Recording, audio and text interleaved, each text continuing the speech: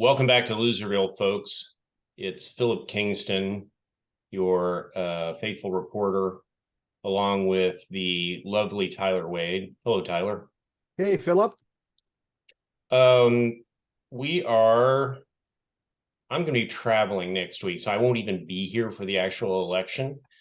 So we decided we needed to do our election preview spectacular to leave you all in the right frame of mind to go vote for these important elections and stop being so lackadaisical. And yes, there's no mayoral election, but there's still important stuff to vote on. What else we got? I feel like elections are the biggest thing, and yeah, getting people out of their complacency. And one of my favorite words, Philip, is feckless. Mm-hmm. Getting people out of their fecklessness. Mm-hmm. So yeah, city elections are important. Obviously, you and I are both former city office holders, but what happens at City Hall in Dallas has a much greater impact on everybody's day-to-day life than anything that happens in Austin or Washington, D.C. With one Yeah, possibly tragic exception, that yeah, preemption bill not uh, great. that got through the House is beyond not great. Like I can't totally predict what it does. The sponsors couldn't even tell people what it does. Um, the one thing that I'm taking comfort in is that I'm very sure it's going to produce a lot of litigation for cities that I tend to work for. Which is good, yeah, good for your bottom line. Man, the preemption stuff is just, I mean, I know it's kind of a wasted exercise to call out Republicans for their ideological inconsistencies, but gosh, the party that supposedly prides itself on being about local control really hates when the localities are controlled by people who are of opposite political parties, Yeah. right? And if they think that if their overall governing principle is that the people who live closer to things are better at making decisions than people who live farther away, when it comes to states' rights, i.e., their wantonness to discriminate against Black people, right, or pick other minority, why that same logic does not apply to thinking that cities have a better idea of what people that live in the city want for their communities. And No, it creates a patchwork of regulations that it's businesses don't bad know for how to deal business. with. Yeah. Yeah, Despite the yeah. fact that those patchwork regulations occur in the places where business is most often done. I don't think Reeves County is all that important to the state's GDP. I think Dallas County is quite a bit more important. But yes, we should definitely have the same rules as Reeves County. There was a really good art. I think it was in the Atlantic this week that was talking about sort of the red states and whether or not the red state economic engine is coming to an end. Did you see this I online did. this week? I thought it was really fascinating, but something that's super interesting. And as somebody who obviously moved to Texas from Indiana, Indiana is seeing this much more broadly than Texas is, but you do wonder if it's coming to Texas too, where, as a state, Indiana has really seriously disinvested in education. As a result, our college going rates are dropping. We've done all of these draconian, awful social sort of bills, right? And even though we've been governed by, with the exception of Mike Pence, generally speaking, Republican governors who are more of the business Republican crowd, the state legislature is just full of these religious zealots that continue to push these crazy, crazy, crazy agendas. And so, when people look at expanding their business operations, Indiana, with its declining college going rate and overall bad education, and it's just not an attractive place for people to live, right? No, yeah, no, and it's very strange. They've been very bad at courting businesses to come there or to stay there. The Rivian, which is the electric vehicle manufacturer that is Amazon's partner for its delivery fleet, but also produces a couple of very cool luxury electric trucks and SUVs, which I mean, they're legitimately great. Like there are car journalists who have called them the best car being made today. They left Indiana and they said a lot of disingenuous things, I think, because I think the main reason they left Indiana was to avoid the UAW, but Indiana didn't do shit to try to keep them, and so I think they moved to Georgia. And that's super tough. The thing that struck me this week, though, is I was looking at some of these Republican legislators that I know something about one way or another, and there are dozens who served on city councils, and it is virtually certain that they voted last week to overturn their own previous votes. Yeah. Like the level of hypocrisy has reached an all-time high. Yeah. That was my during our in Indiana's legislature met every year. That was sort of the person in our council meetings when we would go around and have to give reports of what was going on in our district. And my report, especially during the time that the ledge was in session, was just to talk about all of the awful things that they were doing. That became like what's going on in the fourth ward. I would be like, okay, we're doing this, and this, but let me tell you about these pieces of shit legislation that's going on in the state house. It's not good. Everything's things are really bad. The state house is bad. Thank God that the end of the session will be coming soon, hopefully. But it just, the hit parade of awful things out of Austin continues. The end of the 4-month period where people get drunk with lobbyists and cheat on their wives. Yikes. Or cheat on their wives, and maybe even with people that work for them, allegedly. Yeah, potentially harass young women. Yeah, I think that happens. Yeah. So, man, hard to have a lot of regard for that down there. But it does not appear that there will be any slowing that process. It will pass the Senate, and Greg Abbott will sign it. The question will then move to, what the fuck does it mean? And I honestly don't know. I'm going to sit down with it this weekend and try to think of some things that it could mean, in the hopes of thinking of some awesome lawsuits I want to file. Yeah.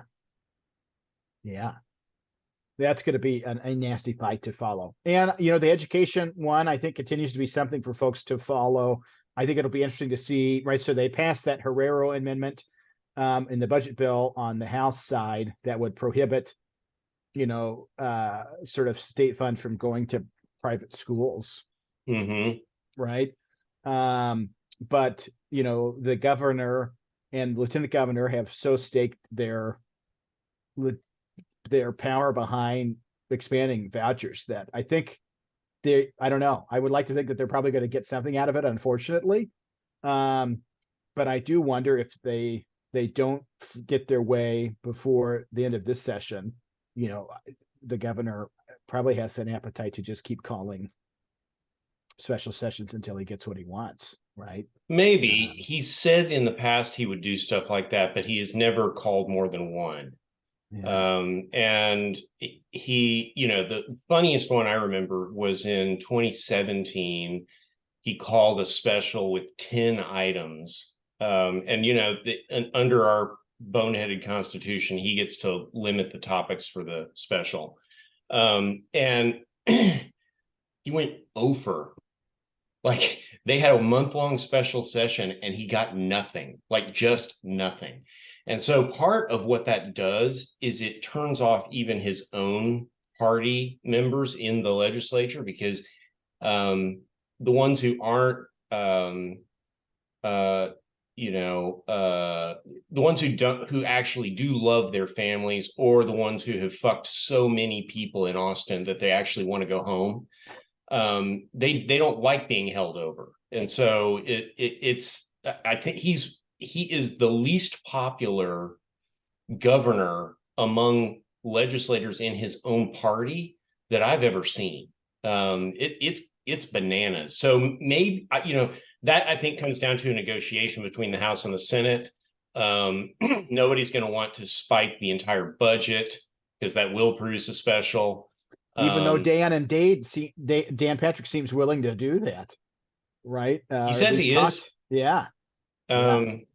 So yeah, I agree with you. I think there's still a lot of potential for bad shit to come out of the budget. But what do I California care? Dade. Did you see that ridiculous social media spat between Dade Phelan Oh and Dan yeah, Patrick this week? yeah, and I mean California this Dade. right wing Trumpist thing where we try to make up funny nicknames for each other. It's just so puerile. They And just it's don't. not funny. I mean, it's seriously not the only funny one I've heard in the last 2 to 3 years is Meatball Ron, Mm. just because it's so shockingly, uh, out of good social grace. Oh, Ron. And He's had a bad I week love too. the way that Trump talked about it. He's like, no, of course we don't call him Meatball Ron. I would never call him Meatball Ron. Oh God. Ron DeSanctimonious though is a good one of Trump's. I You don't know. know. I think he's never going to do better than Meatball Ron, and you know for a fact that that's what he calls him. Yes. Meatball Ron. God, that's funny. Should we Okay, dive into it? so sorry, I'm sorry, I stepped No, on. should we dive into the election stuff, or did we have other I things? I think we should. I think the overview is that we were basically right. Um, I don't want this to be. I don't want to be right. Add this to the long list of things I would like to be wrong about. Um, it seems to me that there is massive apathy about this election. The early turnout numbers don't look great. Um, I don't know what to say about that. It's important, but you can't make other people see the importance of it. You know, generally, I think that people don't get involved in government until government has done something negative to them. That's usually how it happens. And I I don't understand why people who will tell you in detail how much they hate the traffic and the street condition and having to have their trash picked up in front of their house. And I mean, these are things I hear all the time. People are willing to complain about these things all the time. And this is your one chance to actually affect it, you know? And so that's very interesting to me, but I think it is pretty clear that we were basically correct earlier on that with a lack, especially with the lack of a contested mayoral election, we're just seeing very, very little excitement around the election, which Yeah. which brings me to a good question. Who did you write in? Well, I wrote in the only person for mayor that you can write in, right? Kendall Richardson, and have it be counted, right? Because if you write any other names, they don't count them. Right. Correct? So I did the same thing you did because that's how I understand the rule also. But I have been sent screenshots for some funny other names. I think I tweeted way back in the day that I was going to write in Jerry Hawkins. And I talked to a couple other friends who were like, I'm going to write in Jerry. And I was like, I think Jerry would be a great mayor and better than Eric Johnson. But I think the only way that it officially gets counted Is is if for he you to, signs up. yeah. So Kendall with one L Richardson for Loserville listeners that want to Oh, not vote for fuck. I Eric misspelled Johnson. his name. Ah, no. Yeah. Kendall with one L. When I voted at Samuel Grand, it was on the inside of the voting booth area on the left-hand side. It had his name listed. Otherwise, I wouldn't have known how to spell it. But yeah, the early voting stuff before we kind of go, if we want to go race by race. So it looks like through the end of the day yesterday, 22,500 people had voted early, which is just about 1.6% of the registered Mm-hmm. voters in Dallas County, which Now, is, on the plus side, the yeah. next 2 days historically have been the heaviest early voting days. So I don't think it's time to just say it's a disaster.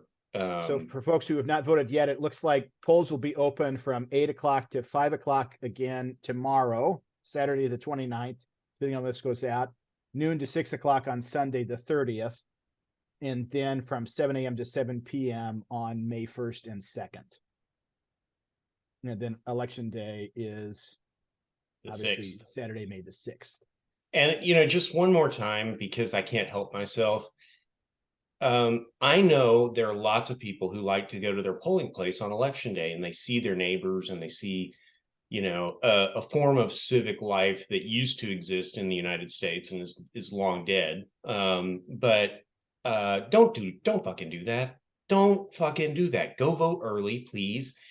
If you give a shit about any of these candidates, you are hurting them by not voting early, because they will use their GOTV money on you and they will send their GOTV volunteers to you and they will mail you more stuff. You won't be removed from your guys' mailing list. If you're not enjoying all the texts you get, a good way to stop them is to go fucking vote.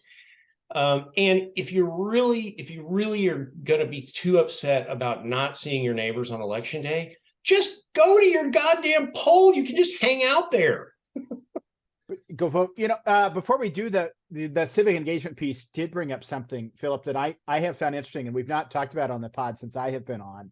When I moved to Dallas, and granted it was during COVID, one of the things that I noticed just about sort of the elections overall is how, at least I think it's really hard for people to find good information about candidates and the positions outside of like the candidate questionnaires that get published by the League of Women Voters and the Dallas Morning News.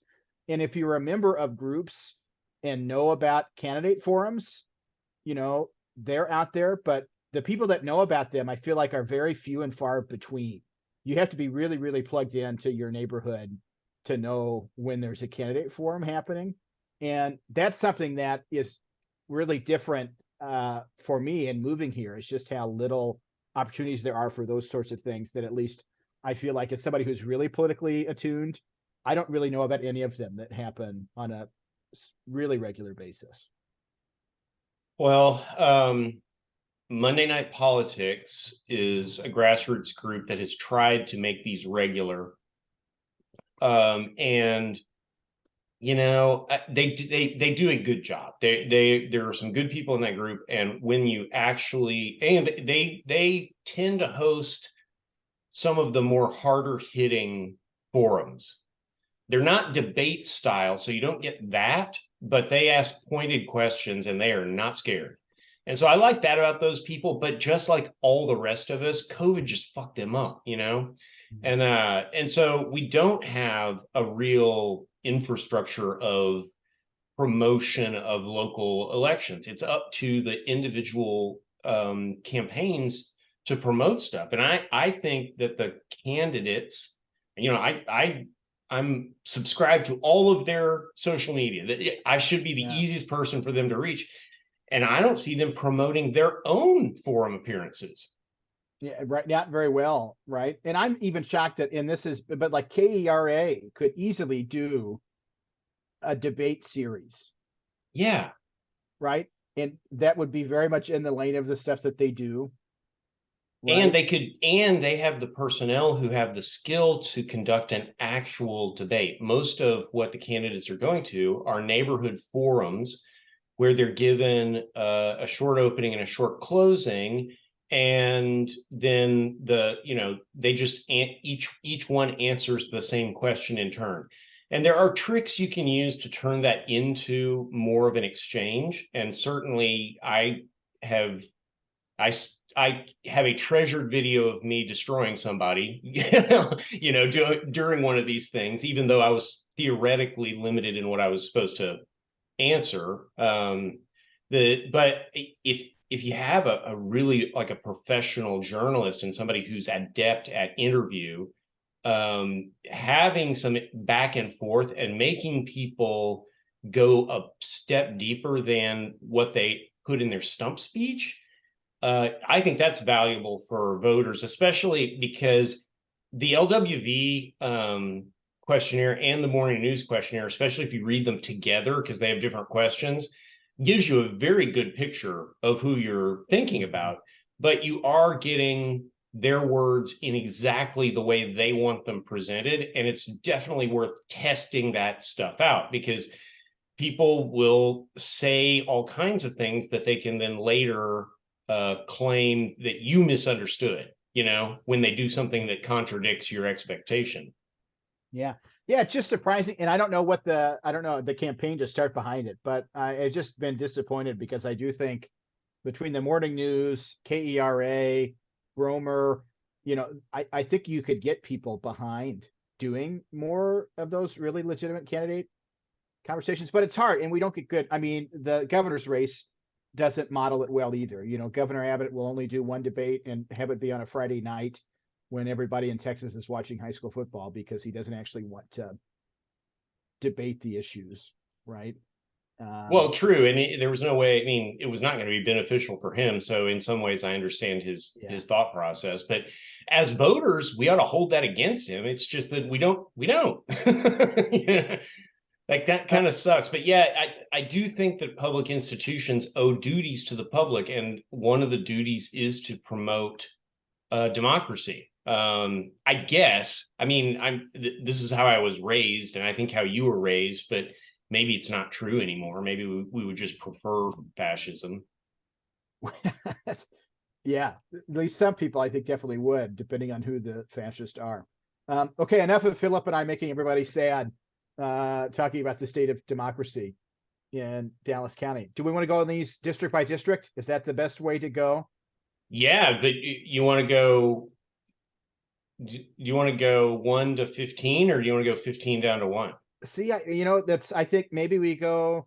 I mean, we talked about the mayor's race, so if we go So we kind 14, of started on 15 already, right? yeah, start on 15. So no one's running against the mayor. So if you want to vote against Eric Johnson, you have to write in Kendall Richardson with one L.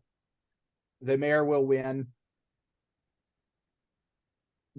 Yeah, I have nothing more to say about that. District 14. Paul Ridley, incumbent, two challengers. Hard to remember that there are two of them. One is Amanda Schultz, who's actually sort of running a campaign. She's managed to send 3 pieces of undersized mail, and she's bought every square inch of the internet for web ads. And there She are yard signs. I've seen yard signs in some neighborhoods. There are some yard signs. They're in her neighborhood and in Paula's neighborhood. Lakewood Heights. Yeah, and outside of our district. And they're not in Oaklawn or Turtle Creek or Uptown anywhere. So I don't know.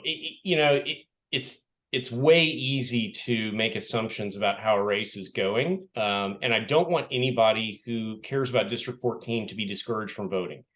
Go vote for Paul. We've been surprised in this district before. Ask me how I know. But Paul won by 21 plus. We've got a little bit of data from live calls and texts that generally are encouraging. She apparently really shat the bed yesterday at a forum hosted by Downtown Dallas Inc. and the Morning News, that I think Everton Bailey will have some reporting on soon. It apparently featured the results of her open records requests for all of my emails with Paul. And I think she has some of these up on her website right now. She's apparently very upset that I sent Paul a request to help get me paid for expenses I incurred as a council member. So I don't know. I don't see her getting any traction anywhere. All the yards I see signs in are 3 groups of people: Republicans, Airbnb operators, and investment properties where no actual voter lives. So of course, Amanda Schultz Wright was on the park board under David Blewett, who was the city councilor between Paul and Philip. Yeah, her decision to come out in favor of short-term rentals, I found to be really weird, considering D14 is probably the one place where that's like the most talked about issue, period. Right? I don't know. It is growing in importance in every place where Yeah. the incumbent has not clearly stated opposition. So Janie Schultz, her neighbors came for her, and I am told that earlier this week she issued a written note of opposition to STRs and has promised to vote to ban them in single family neighborhoods. Janie, I really like Janie. I think she's pretty cool. So I don't mean to be mean about her, but she fucked up on this deal and gave Candy Evans, a candidate who otherwise would poll at about 24%, an issue to talk about. And the reason that we think she did that is because Candy lists her pool on Swimly, and she Mm-hmm. rents her pool out. Can you Swimly. imagine? Yes. Swimly. I'm So not you renting mentioned, my pool to anybody.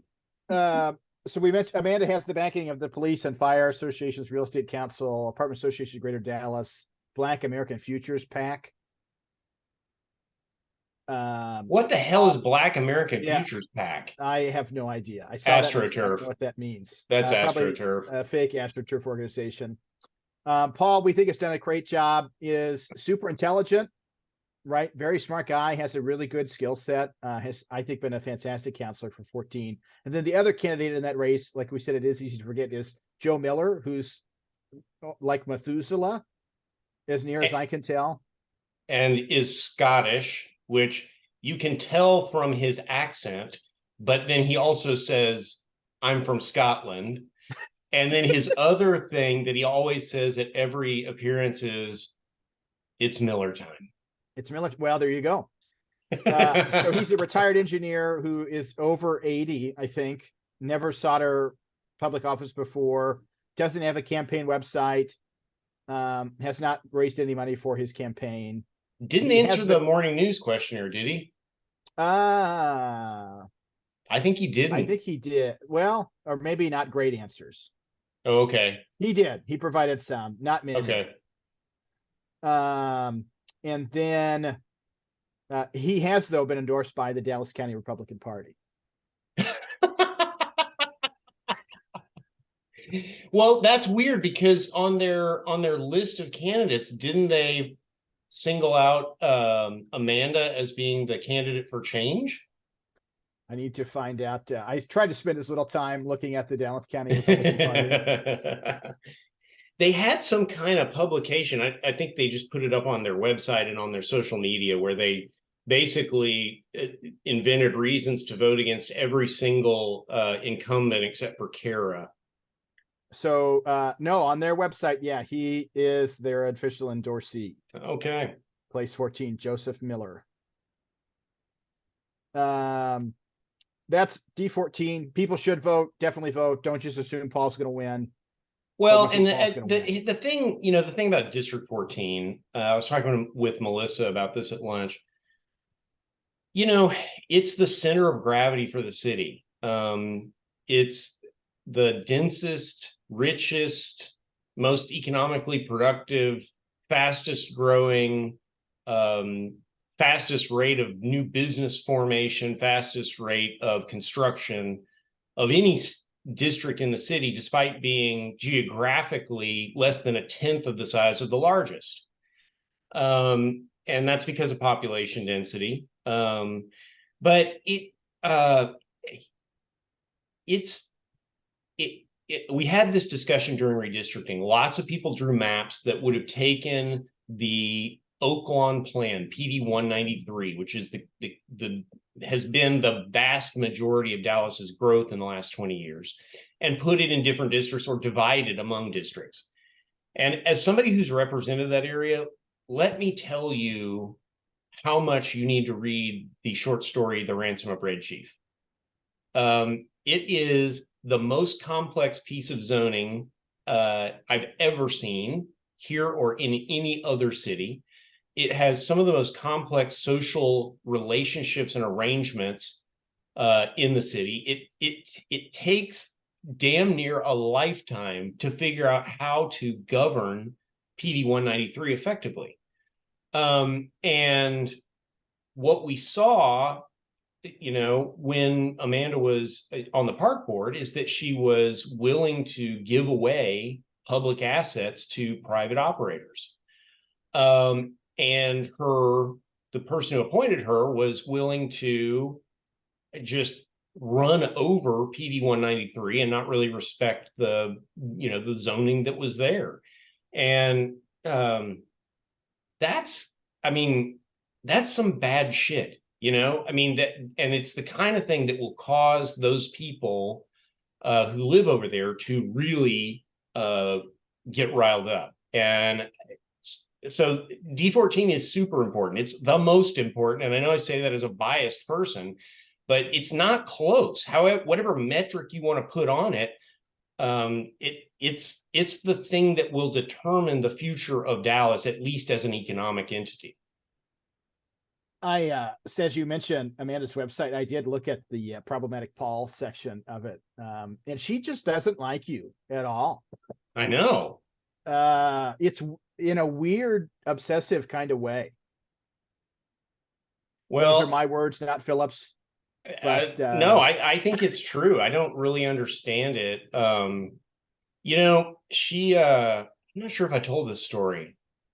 So my mailman stopped me a couple weeks ago. I was out block walking for Paul and ran into my mailman. My mailman is a 20-year retired Army sergeant. Now he's a letter carrier, which I think is the right word. Proper term, yes. And he was like, "You know what she did to me, right?" I was like, "No, what would that be?" He had been to her house, delivered mail. He's walking away, and he says she comes running out, yelling at him, hey, you, hey. And he says, "Well, what? What's going on?" She's like, "Did you take a check out of my mailbox?" He's like, "Absolutely not. I just put things into mailboxes." He's like, "I don't take things out of mailboxes." And she's like, "There was a check in there from a friend of mine, and and I think you took it, and I'm gonna call and report you." He's like, "Be my guest." And she did. He walked off. She did. Later, her husband tracked him down. He had taken the check out of the mailbox. And her husband tried to, her husband did do the right thing and called the office to countermand the complaint or whatever.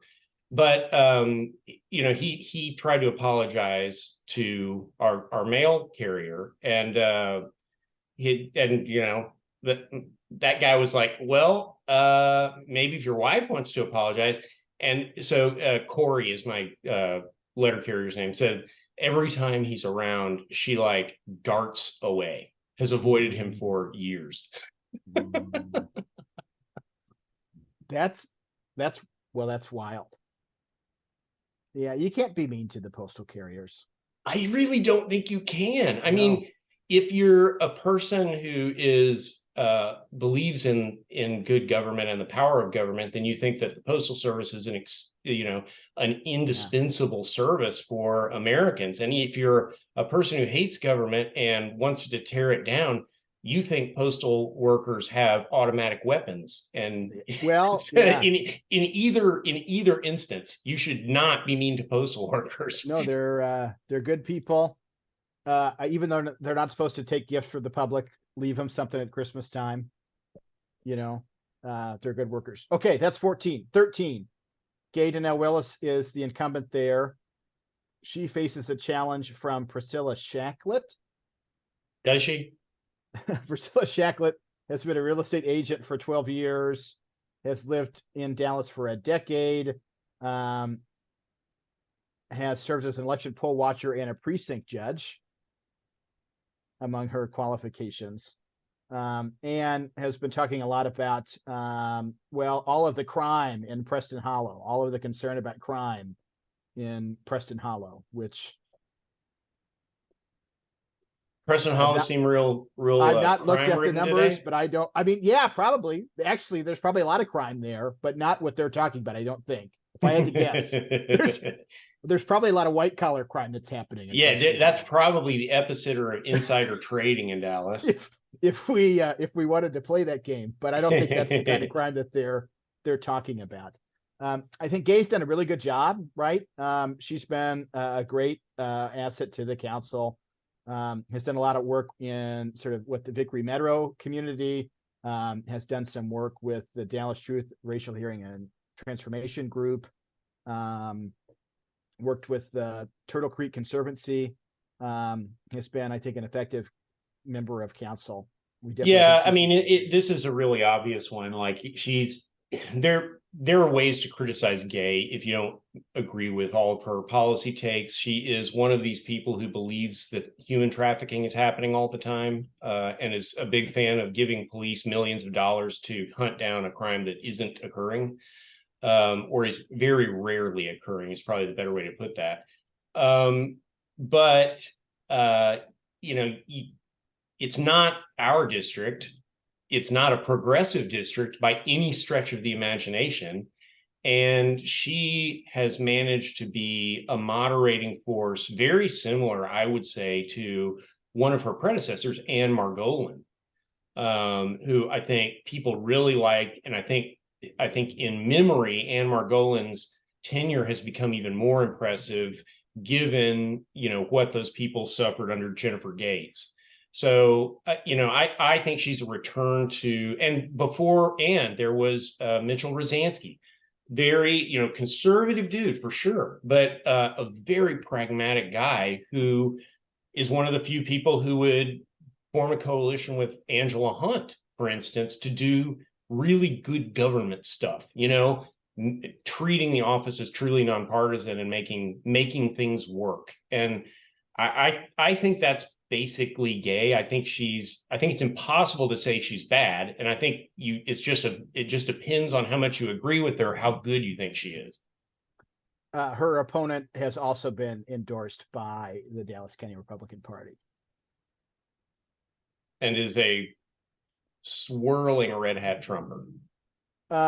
District 12, that's Kara Mendelson's district. She is unopposed, so we don't need to cover it. Welcome back, Kara Mendelson. Welcome Congratulations. Back, that takes us to 11, District 11. So Janie Schultz is the incumbent there. She is running for re-election. Janie has, I think, also been a phenomenal member of council. She is being challenged, though, by Candy Evans. You talked about some of the conversation that's been happening on in that district around short-term rentals. Candy runs candysdirt.com, which is a website that is a good repository of interesting things that are going on in Dallas. Particularly with real estate. Candy is a real estate agent, and former SMU cheerleader. Well, there you go. Candy made her first run against Lee Kleinman when he so thoroughly angered public safety associations that they launched everything they could at him. Their reaction was not very beneficial for them. I'm not praising that, but in their defense, he was horrible to them. So that's what started Candy looking at politics. I mean, did she break 30% last time? I kind of don't think so. So I don't think that's a real challenge, but it's just, as we said, Janie gave Candy an issue to run on that now Janie has had to, clarify that she is absolutely against short-term rentals. Candy has endorsements from the Police Association and the Dallas County Republican Party. Janie's endorsements are from the Dallas Morning News, the Stonewall Democrats, the firefighters, the builders, and the Real Estate Council. Mm-hmm. And, the thing that we're not going to do in this rundown is talk about the neighborhood leader endorsements, which frankly are more important than the organizational endorsements. And all you need to know from the District 11 race is that Janie has all of them. That takes us to District 10. So this is an open seat. So Adam Magoo is term limited from serving as a District 10 councilor again. All of us can be happy about that. There are 4 people running in that, but probably 2 candidates that are the ones that are at the top of that list. So the 2 ones that are, I think, likely to, if it does go to runoff, would be between likely Kathy Stewart and Brian Hassenbauer. Brian, The third person that race is Serrano Baldeo, and if I'm not mistaken, he pulled single digits last time, and I expect he'll do the same this time. So I think a runoff is less likely than not. Wait, that's the not how you say that. Is less than 50% likely to happen. likely. The other person I saw is running is Chris Carter, Oh, I forgot about that. conservative Chris Carter, businessman. a literal Yeah. fascist. Yeah, big fan of the Confederate War monuments. Yes, he loves them. So he is running. He has the backing of the Dallas County Republicans and the Dallas Jewish Conservatives, which is, that's interesting. Dallas Jewish Conservatives were the Barry Warnock group from the last Well, election. And they when they say conservative, they are they mean not it. kidding. they mean it. So Kathy Stewart, Brian Hassenbauer, the 2 top candidates probably in D10. Hassenbauer was on the CDC, is part of the Lake Highlands White Rock Democrats and is really active in that group. Brian, Brian's interesting. He's a very nice guy, and yeah, he would be great. Like this is a choice between 2 people who would both do a great job, and who would both be massive improvements over what they have now. Yeah, he seemed to think that he had a chance at getting McGugh's endorsement because he was a board and commission appointee, and was, before McGugh endorsed, he was more or less scraping and groveling for that endorsement. And when he didn't get it, I think that was sad for him. yeah, that's rough. He does have endorsements from the Dallas Neighbors for Housing group and from the Stonewall Democrats. Kathy Stewart is who we think is probably most likely to be the one who wins this seat. Kathy has been endorsed by Adam. I think Kathy will either win on May the 6th, or she will prevail in the runoff. I think she's going to be really hard to beat. She's got a great resume. She knows City Hall inside and out. And I don't know. She's District 10 is the site of the affordable housing project that I have bent the listeners' ears on quite a bit. By affordable housing project, do you mean den of crime? Yes, and probably the thing that causes all of the real estate in Dallas to tank. Yeah, and so I talked to her about it. I was like, look, if I get my way, I think that my project will be out of the way before your election even happens, because that's what the city manager told me. And that turned out not to be true, but I will say that she has agreed with me that it is not necessary for her to address it. So I am very happy to report that my real estate project has not become a District 10 election issue. Philip could stay out of the D10 blogs that are. Well, I'm just raising it as an example of Kathy having some political sense, which I think she has in SCADS. She was the executive director for an organization that I love very much, but that has a board that is exceptionally difficult to serve.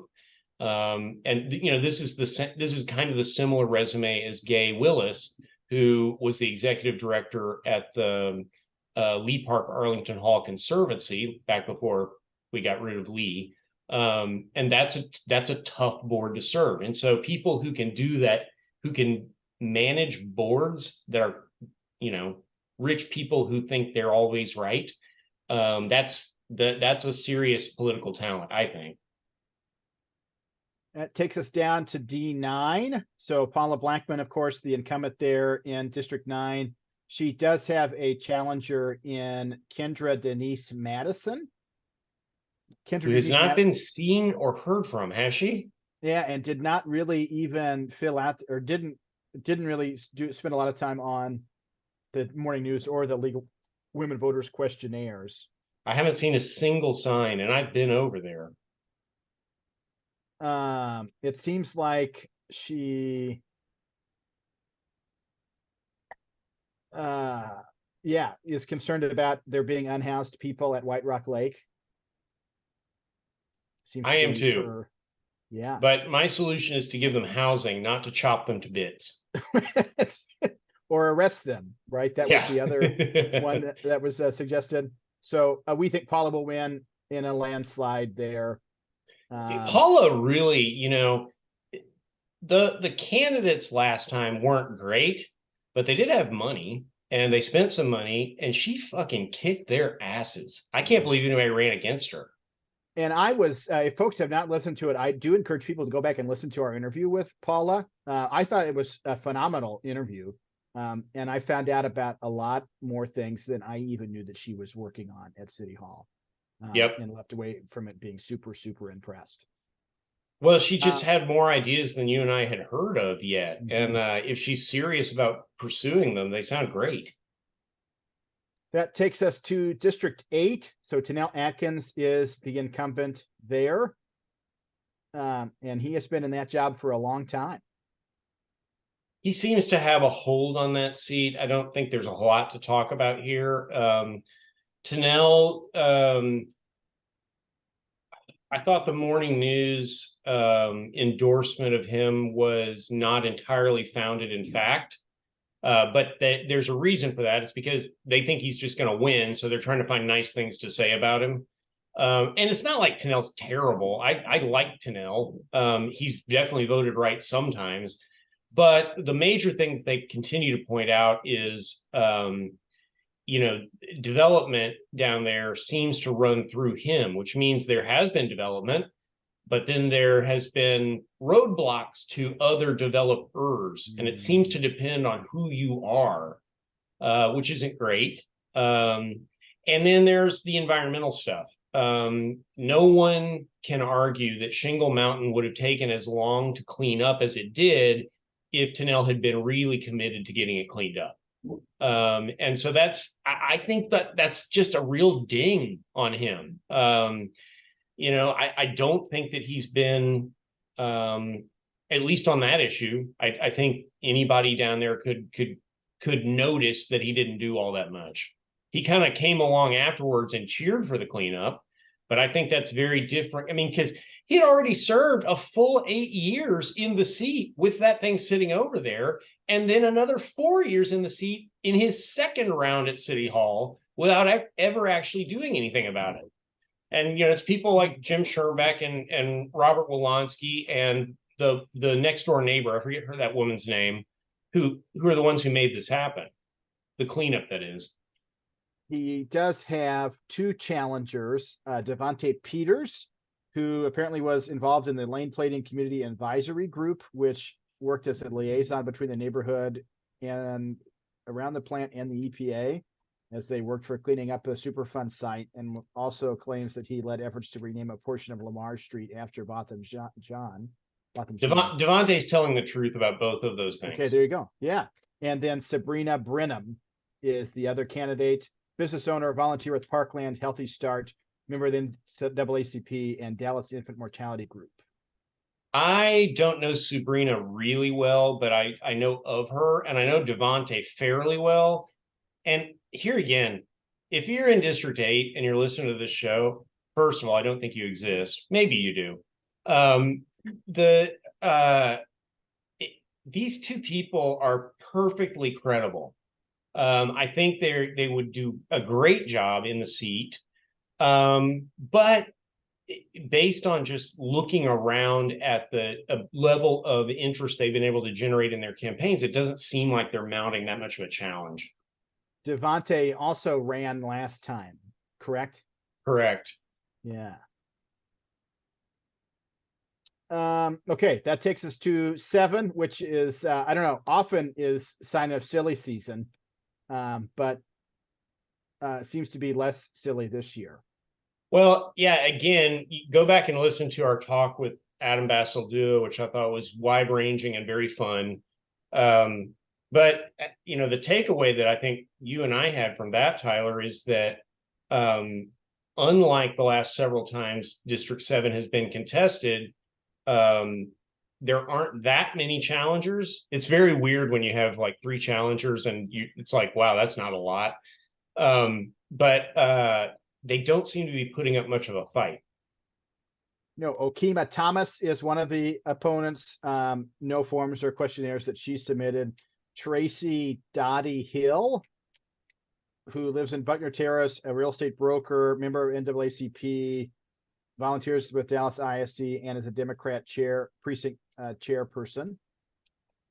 And Marvin Crenshaw is also Marvin was one of the plaintiffs in the original single member district litigation in Dallas, and deserves to be venerated for that for forever. But he just runs every time. He doesn't actually do anything. And he's become extremely active in the BDS campaign against Israel.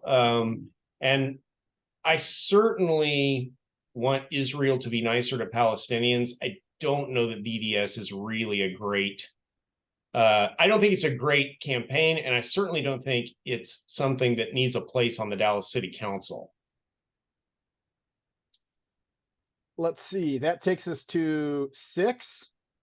Omar Narvaez, the incumbent there, is facing a handful of challenges from Sydney Robles Martinez, political consultant, also a Democrat precinct chairperson, Monica Alonso, former council member for D6, and Tony Carrillo, businessman, volunteer for organizations, and in Dallas ISD, vice president of La Bajada Neighborhood Community Association and the Mexican American Baseball League. He has also run for that office before. Yeah, and Tony is not a criminal to my knowledge. I always have actually thought he was a very nice man. But the other 2 are definitely fucking criminals. Sydney describing himself as a political consultant is quite funny. What Sydney is an extortionist. Yes. Oh God. We think Omar will win that one, probably without question. I'm pulling for Omar to hang 80 on those fuckers. That takes us to District 5. The incumbent there is Jaime. He faces opponents in Yolanda Faye Williams and Terry Perkins. I have never met Terry, and that was a new name to me from this race. Yolanda is the former park board chair from District 5, and one of the most difficult to get along with people in Dallas public life. The Facebook page blocked by Yolanda from the park board has something like 150 members. I think I'm an admin, actually. I did not create it. Yeah, she is. If you want entertainment, go back and listen to any, and I mean any, park board meeting from the period of time from 2013 through 20. When did Ricky leave? 17 or 19. I can't remember when Ricky left, but any of those times when Yolanda was on the park board, her comments are, I mean, they're invariably hostile, not always clear who the hostility is against, and they're borderline impossible to parse. It's just, it's crazy town. She for a long time, one of her social media handles was first female GM. which I think referred to her ambition to be the first female GM of an NFL team. Oh, Not, huh. I do not think that her resume contains any professional experience in sports management of any kind, but hey, I don't know. Terry Perkins did run last time, did come close to a runoff this last time as well. Has been on the park board of adjustments. One of the mayor's mini task force I, Cultural Affairs Commission, and is the pastor of Abundant Grace Church. Do you have any sense for that race, Tyler? I have not been to District 5. I've not been to D5 since the race began. No, I think I would assume that Jaime is probably. Jaime, no, I mean, I'm a Jaime contributor. He didn't call me for money. I assume that means he's okay. Jaime, if you're out there and you need help, please call. Let us know. That takes us to District 4. Carolyn King Arnold, the venerable incumbent there, faces a challenge from Jamie Smith, who is an accountant. That race, I mean, I assume Carolyn King Arnold will win, as she always does. I just don't know how you Jamie is kind of from the same side of the district as Carolyn, as I understand it. And that's really where Carolyn's base is. I think the way to win that district is to run from the northern part of the district. But it's just hard. She's been very popular with her constituents for reasons I don't understand generally. But I think the morning news actually got this one right when they pointed out that in the last couple of years, she's seriously matured as a leader. And I think that's true. Like, I think you can point to votes where that's definitely true. She used to be 100% opposed to the deck park over I-35, and no one could really discern a motive for that other than that Dwayne was for it, you know. And now she is kind of leading some of that community work to try to make the park what the community wants it to be. I think that's an improvement. I don't see any problem. I mean, if you know, D4 people have been telling us for many cycles that they like her. And so if they want to tell us that again, I got no problem with it. I think she has really something happened where she seems to have gotten better. I suspect some of that is the influence of Omar Narvaez, who's become pretty close to her. But, you know, she's more than welcome to have an hour of our time on this show to explain exactly what she thinks and to refute my analysis. We would be happy to have her. That takes us to D3, which is also an open seat. So Casey Thomas, term limited from running again. He has endorsed Zarin Gracie for that seat. There are a number of people running in it. August Doyle, retired former employee of the city of Dallas. Denise Benavides, community organizer and activist who ran in 2019, but dropped out because of a high-risk pregnancy. She has made a lot of her campaign about short-term rentals. John David Sims. Which is weird because Zarin's against short-term rentals also. Yeah. But that's the thing that she has, highlighted. John David Sims is also running, allegedly, but has not done a lot of things to show he's running. Joe Tape. Again. Joe Tape came very, very close in 2015. And you know, I worked on that campaign. Joe is not a perfect candidate, but he is, you know, he does, Casey had a bad habit, in my opinion, of doing what the money wanted. And I'm not saying in a crooked way. I'm saying when official Dallas, establishment Dallas wanted something, he was very interested in giving it to them. You know, so I think that's not great. And Joe definitely doesn't have that trait.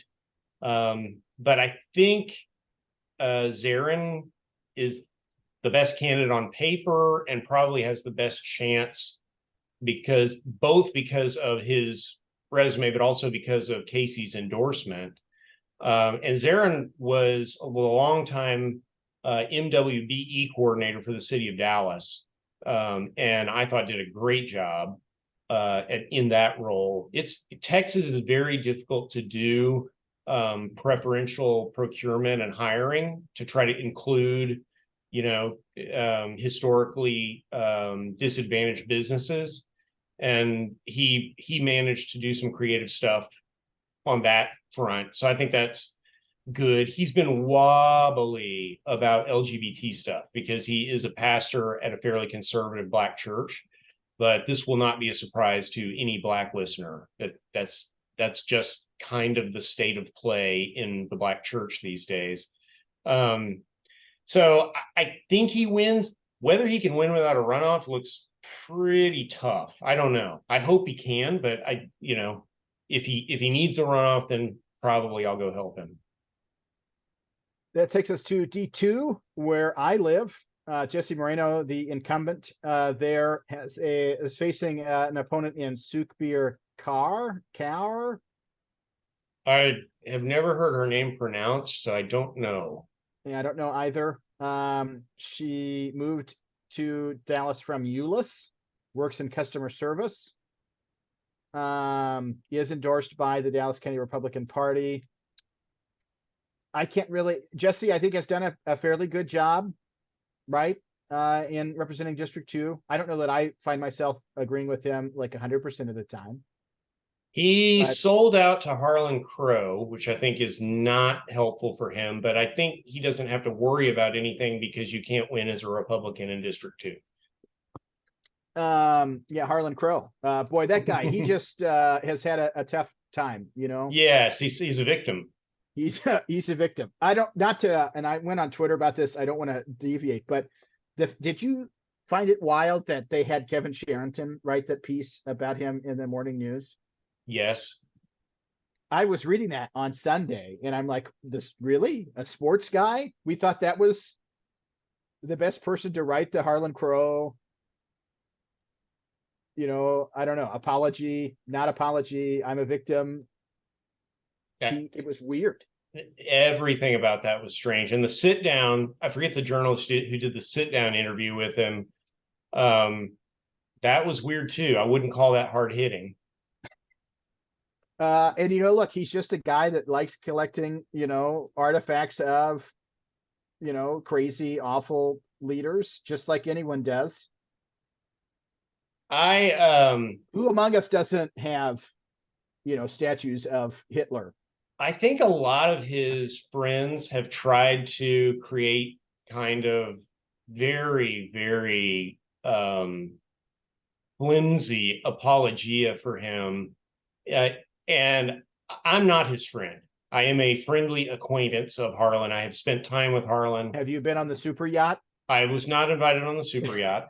Jesse didn't even get on the super yacht, even though he handed him millions of dollars in zoning. So Jesse got punked on that deal, I say. But the thing that is so hard to explain about a guy who has contributed tens of millions of dollars to Republicans in the last several years and who appears to look, there's no other way to put it. He is inappropriately funding a judicial officer of the United States. It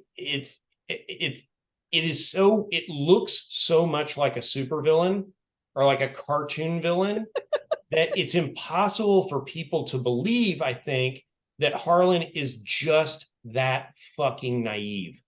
He honestly thinks that he can collect Hitler shit and it's just like history. He doesn't think that reflects any sort of ideological bent on his part. He thinks that he can have Justice Thomas on his super yacht in Malaysia, a trip that is reputed to have cost $500,000, and that's just okay. Just being friends. That's just being friends. And so it's very strange. I don't want to give into anybody's idea that there was anything less than just outright, uh, you know, sympathy for the Nazis and corruption, and that those the simple versions of this story are actually true. But there is another layer to it just underneath, which is this is a phenomenally naive person for a guy with that much money. Yeah, which is scary considering this is also a person who wields a gigantic amount of power within our fair burg of Dallas. Don't I know it? Harlan Yes. Crow contributed $25,000 to a PAC that had one purpose: get rid of yours truly. That well, yeah, maybe if you would have gone on a super yacht, you could have talked him out of it, Philip. I don't If know. I'd been invited, I would have gone, because I was always of the, I'm not a judicial officer. I'm always of the opinion that Charlie Wilson, the congressman from East Texas, Yeah, always the said liberal that, from Lampasas. yeah, if you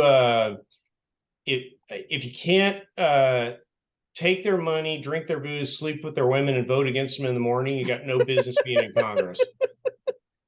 Rest his soul.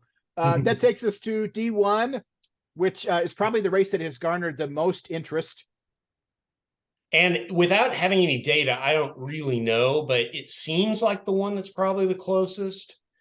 Chad polled at just under 53% in 2021.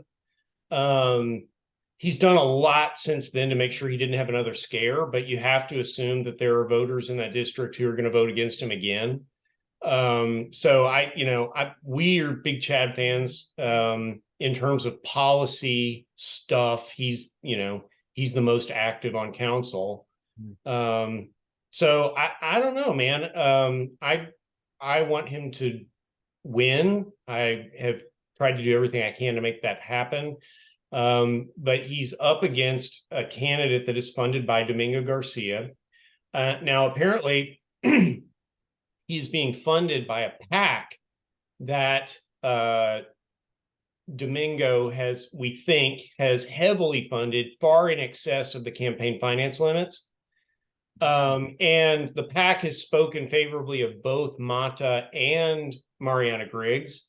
They have both denied any involvement with that PAC, but they have also pointedly refused to ask the PAC to stop it.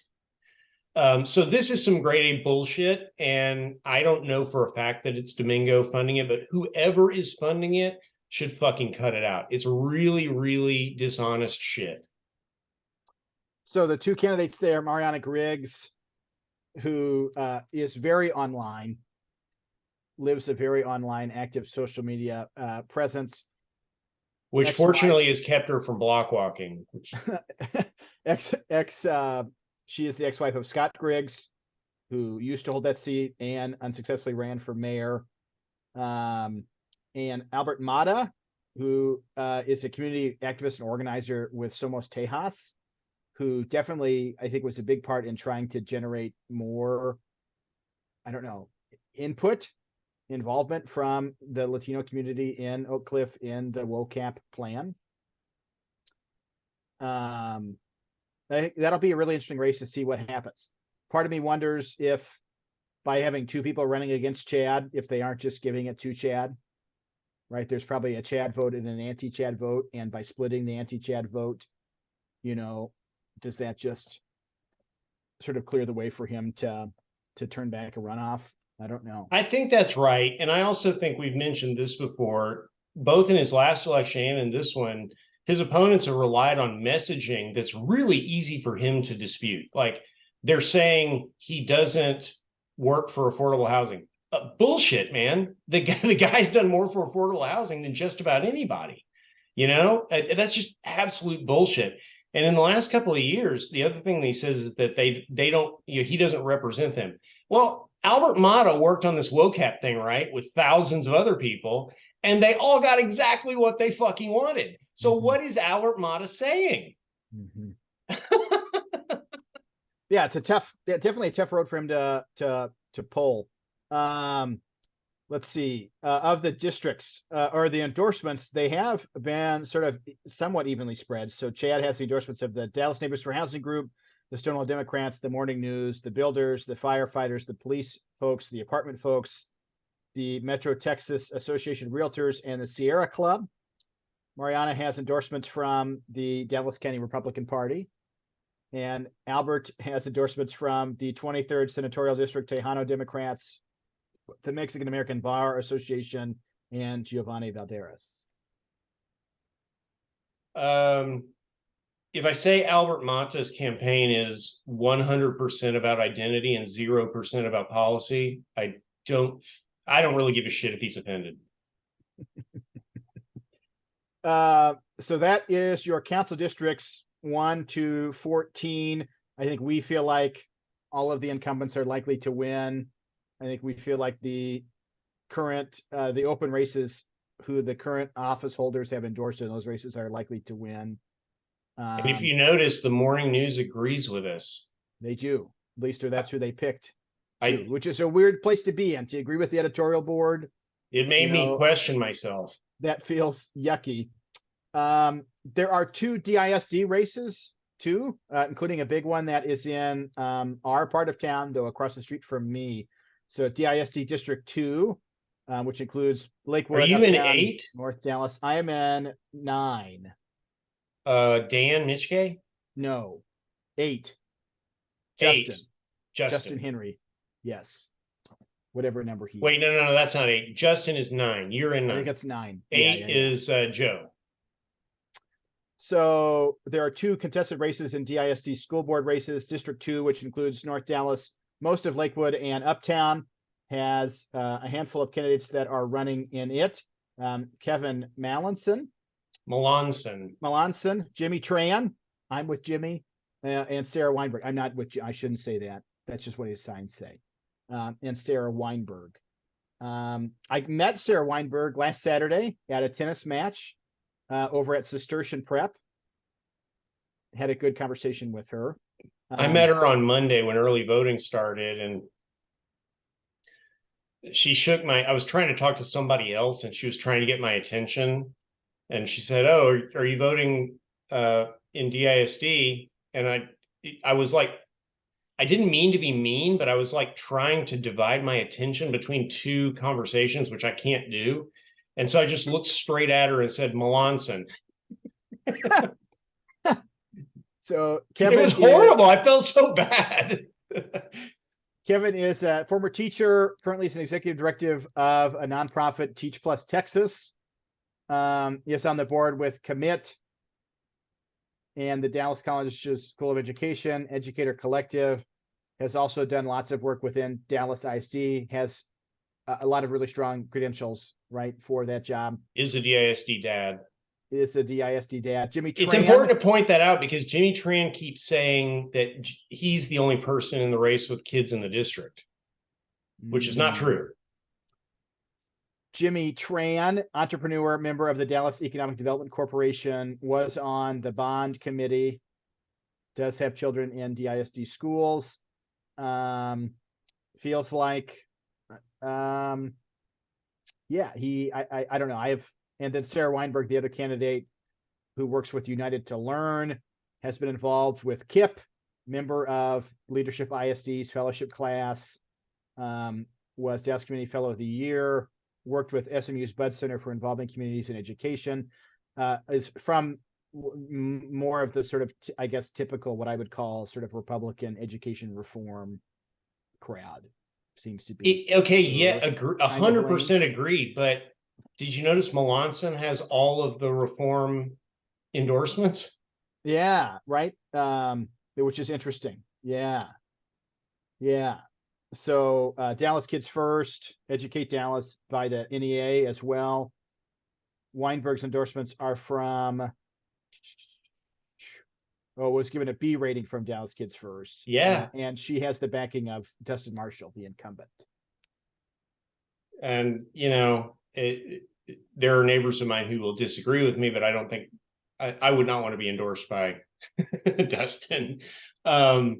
Yeah, it's this is a weird race because so many Democrats are supporting Sarah and Jimmy, who are, let's be very clear here, Republicans who are in favor of vouchers and charter schools.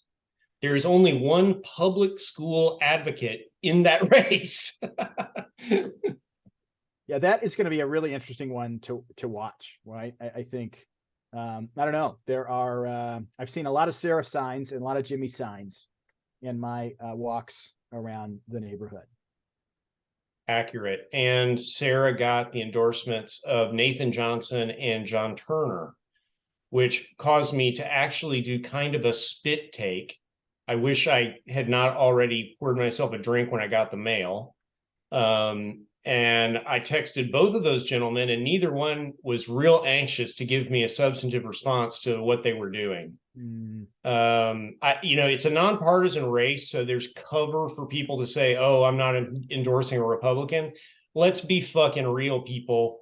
There is one Democrat and two Republicans in that race. Yeah, I think it's going to be really interesting to watch. The other contested race for DISD is in District 6. Joyce Foreman is the incumbent there. Was first elected to that seat in 2014.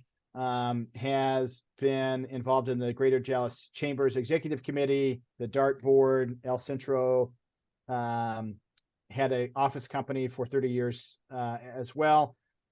She is running against Stephen Poole, who has done some work with Dallas County's juvenile department. I feel like that one is going to be a sleeper. Joyce seems like she's very likely to win. 100% agree. And Joyce makes trouble. I like that about her. A lot of people in DISD don't like that about her. But she has been the strongest voice far and away against the negative impact charter schools have had on our public schools here in Dallas of anybody. And to his credit, Michael Hinojosa was stalwart against the pernicious effects of charter schools. So I don't know. I'm a Joyce fan. I like if she talks too much at the meeting and pisses people off, I really don't give a fuck. Sometimes people need good trouble. That's always a good thing, right? Yep. So that's what the election preview from the folks of Loserville. Hopefully, folks, if they've not voted yet, will arm themselves with this insightful knowledge and use it to equip themselves. I have friend groups that I always make my endorsement list and share them with folks accordingly. Encourage other people to do the same, and if anything, just remind people to go vote. Yeah, Please, vote. Our Tyler and I enjoy being wrong. I know that doesn't sound right, but we really do. I love getting positively surprised. When I'm skeptical about something and it turns out in a good way anyway, that's a nice thing. And so there's no reason we have to have a low turnout. You could talk to your friends and neighbors. You could try to get 5 or 10 people to the polls. And based on the sort of average, you may be a really important vote. Exactly. Right? Yeah, you have a very good chance of being an important vote this time. So, we have time to turn this around. We got 4 days of early voting left, and if we crank it up, then maybe this won't be a catastrophically low turnout election. So hopefully folks get out there and vote. Again, they can do it Saturday 8 to 5, Sunday from 7 to 7. No, Sunday noon to 6, right? Noon to 6, sorry. Yeah. Yep. 8 to 5 tomorrow, noon to 6 on Sunday, 7 to 7 on Monday and Tuesday. And then if you haven't voted by then, you have to wait until Election Day, Saturday, May the 6th. And if you happen to wait until Saturday, May the 6th, just forget to mention that to me if we happen to meet. I can't tell you how much that shit pisses me off. And you can vote at any polling location in the county for now. Bob Hall, if he has his wishes, he'll make people go back to voting in their precincts. I don't think Bob has any movement on his bill in the House, which we can the small mercies that we can look for from the Texas legislature at this point, we can say that at least the Texas House doesn't want to do what Bob Hall wants. Which is a good thing in almost every facet imaginable. Indeed. Awesome. Thanks. Enjoyed it, Tyler.